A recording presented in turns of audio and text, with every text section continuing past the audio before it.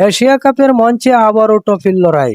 গত আসরে শিরোপা জিতেও ট্রফি গ্রহণ না করার ঘটনায় আলোচনার কেন্দ্রে ছিল ভারত ও মহসিন নাকভি। এবার 2026 এশিয়া কাপ সামনে রেখে সেই বিতর্কেই যেন আবার ফিরে আসছে। আগামী 28 আগস্ট থেকে 13 সেপ্টেম্বর পর্যন্ত দুবাইয়ে বসবে এবারের আসর। আর ভারত ফাইনালে উঠলে নাকভি যদি পুরস্কার বিতরণী মঞ্চে থাকেন, তাহলে তৈরি হতে পারে নতুন নাটকীয়তা। প্রশ্ন একটাই, ভারত যদি আবারও চ্যাম্পিয়ন হয়, তাহলে কি নাকভির হাত থেকে ট্রফি নেবে, নাকি গতবারের মতোই তৈরি হবে অন্যরকম কোনো দৃশ্য? ভারতের সামনে অবশ্য সবচেয়ে বড় চ্যালেঞ্জ থাকবে মাঠের পারফরম্যান্সে।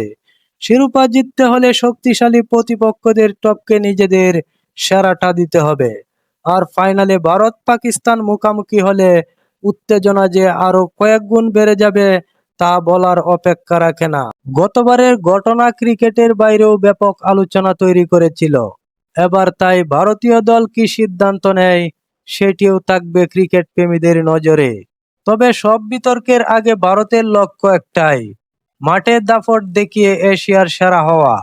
তাহলে এবার কি ভারত ট্রফি জিতবে? আর জিতলে নাকভির হাত থেকে কি ট্রফি নেবে? উত্তর মিলবে এশিয়া কাপের মঞ্চে। এশিয়া কাপের মঞ্চে আবারও সামনে এসেছে সেই ট্রফির বিতর্ক। ভারত চ্যাম্পিয়ন হলে নাকভির হাত থেকে ট্রফি নিবে কিনা, সেটি এখন বড় প্রশ্ন। এমন আরো ক্রিকেট আপডেট পেতে চ্যানেলটি সাবস্ক্রাইব করে পাশে থাকুন।